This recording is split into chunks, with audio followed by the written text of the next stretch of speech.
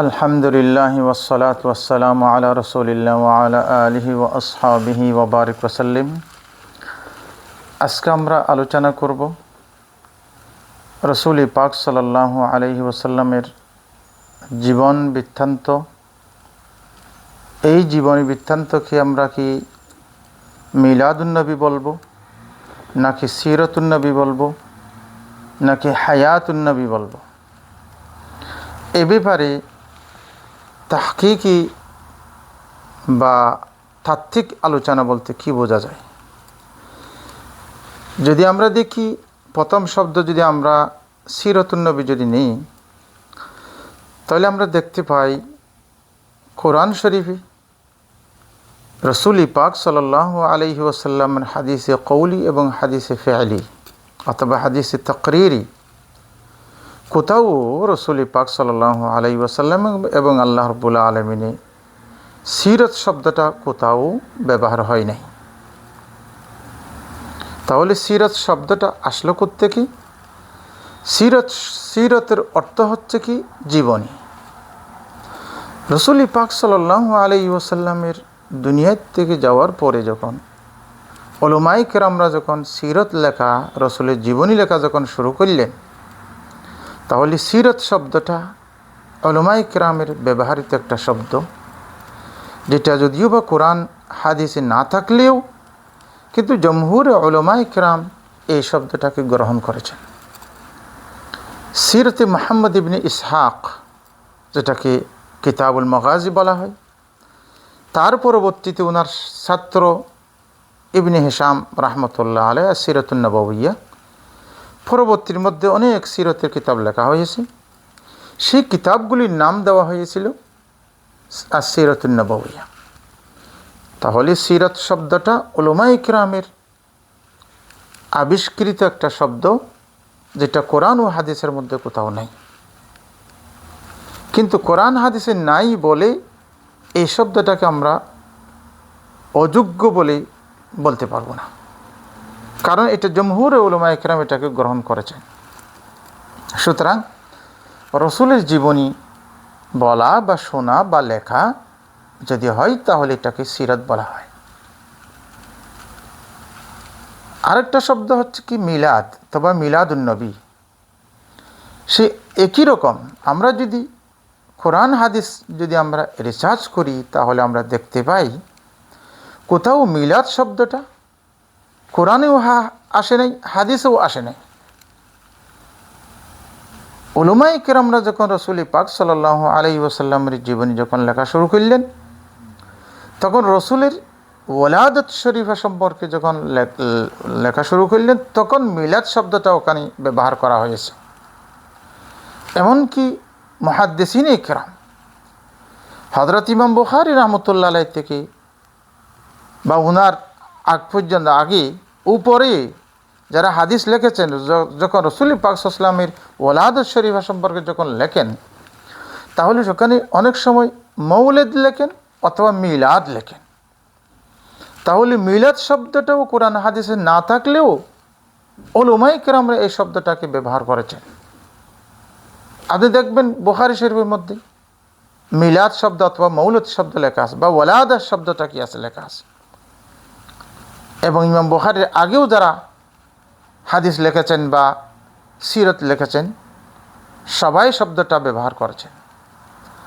তাহলে সিরাত এবং মিলাদ দুটোটা হচ্ছে কি কোরআন হাদিসে না থাকলেও কিন্তু উলামায়ে কেরামের ব্যবহার। সুতরাং সে অনুপাতে রাসূল পাক সাল্লাল্লাহু আলাইহি ওয়াসাল্লামের জীবন বৃত্তান্ত, এই জীবন বৃত্তান্ত এটাকে আপনি যদি সিরাত বলেন তাও ঠিক আছে। কেন? রাসূলের জীবনের পূর্ণাঙ্গ জীবন ব্যবস্থা, রাসূলের জীবনের শুরু থেকে শেষ পর্যন্ত, বরঞ্চ রাসূল দুনিয়া থেকে আসার আগের যে সমস্ত বশায়েরগুলি থাকে, সুসংবাদগুলি আছে, আম্বিয়া কেরামের দোয়াগুলি আছে, এই সবগুলি আলোচনা করা, এটাও সিরাতের একটা অংশ।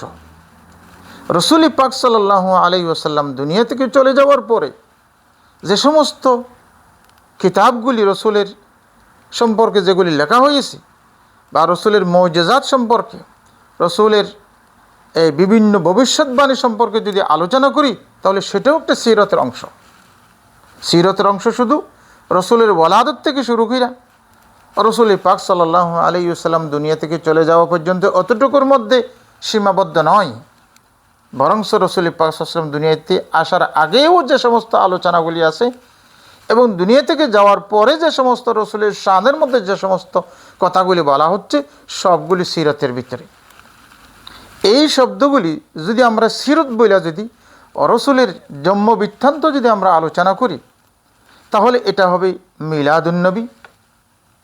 এই মিলাদ শব্দ যখন কোরআন হাদিসে না থাকলে উলামায়ে কেরাম ব্যবহার করেছেন, তাহলে মিলাদ শব্দটা ব্যবহার করা তার নাজায়েজ নয়।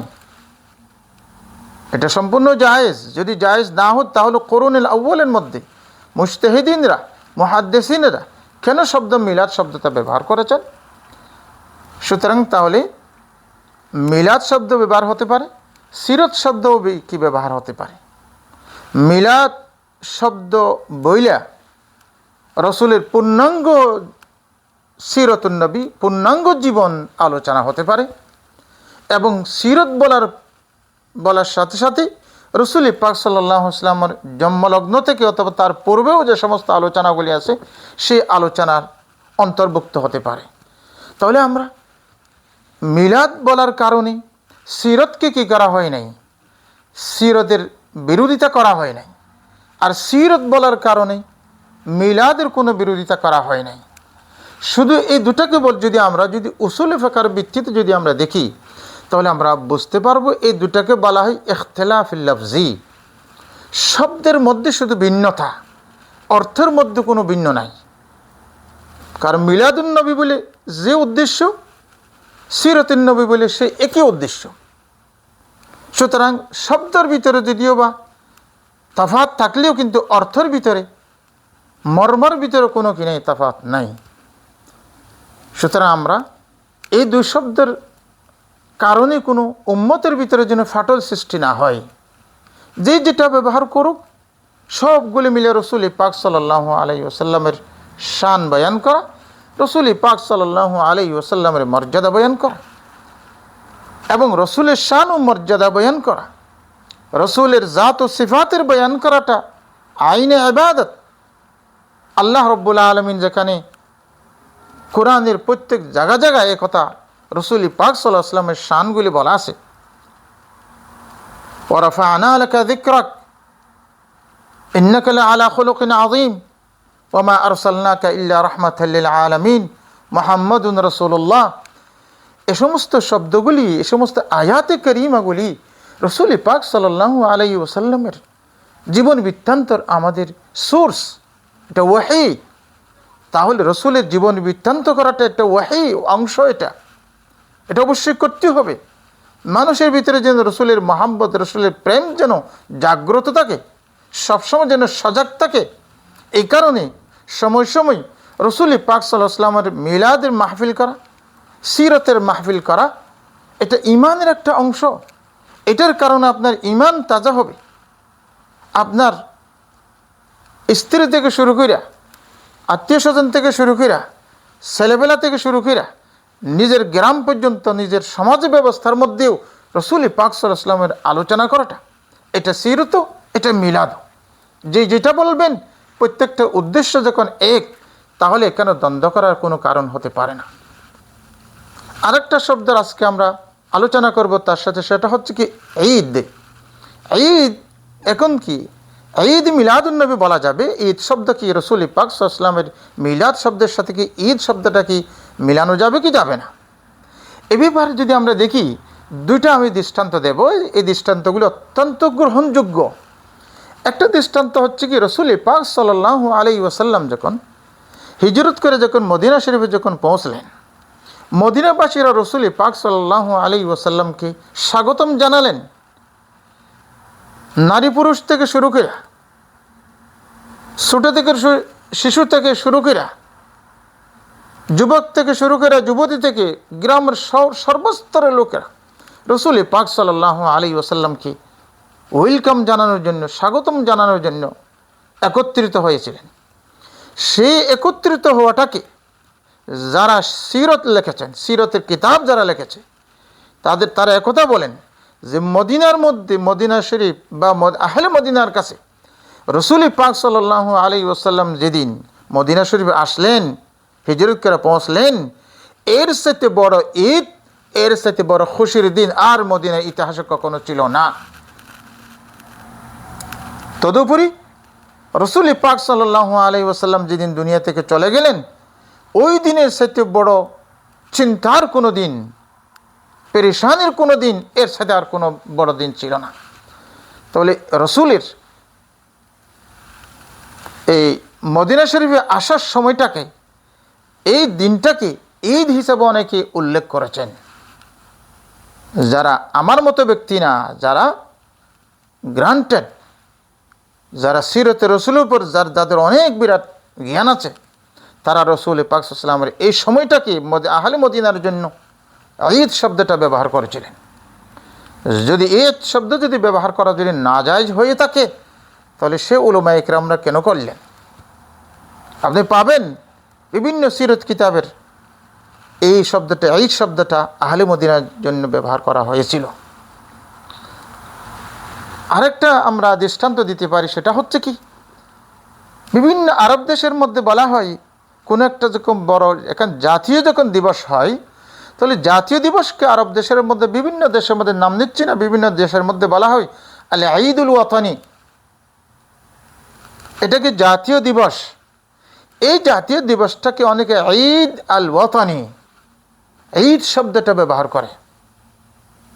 তাহলে ঈদ শব্দ যদি ব্যবহার করা যদি নাজায়েজ হইতো, তাহলে সেই দেশের উলামায়ে কেরামরা অবশ্যই সরকারকে পরামর্শ দিতেন যে ঈদ শব্দ ব্যবহার করা যাবে না। কারণ হচ্ছে কি, ঈদ শব্দের অর্থ হচ্ছে শুধু খুশি, আনন্দ।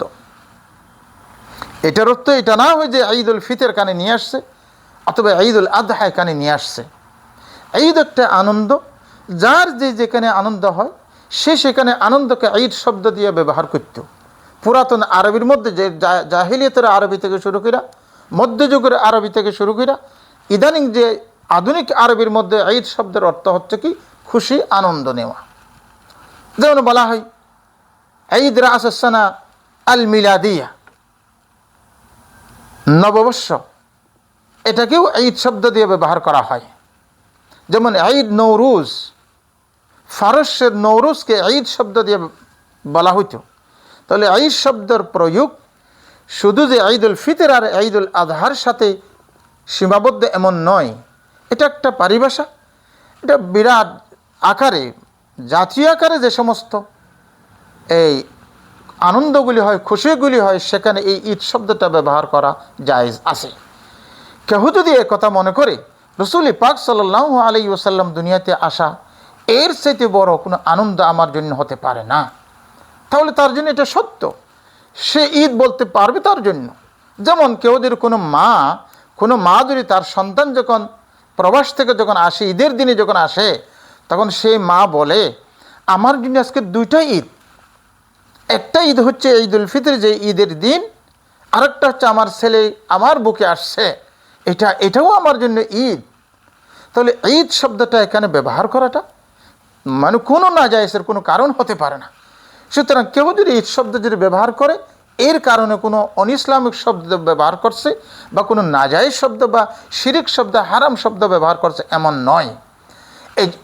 এই জন্য বলা হয় উসুলে ফিকহে এই কথা বলা আছে, লা মুশাহাতা ফিল ইসতিলাহ, যদি কোনো বাসার মধ্যে কোনো যদি আগে পিছে যদি কিছু হয় ছোটোখাটো, এটা নিয়ে কোনো দ্বন্দ্ব করার কোনো কারণ হতে পারে না।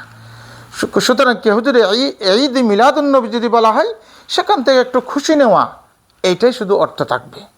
সিরাতুন নবী যদি বলা হয়, নবীর জীবন বৃত্তান্ত। ঈদ মিলাদুন নবী যদি বলা হয়, তাহলে নবী পাক সাল্লাল্লাহু আলাইহি ওয়াসাল্লামের জীবনী বৃত্তান্ত এখান থেকে মুরাদ হয়।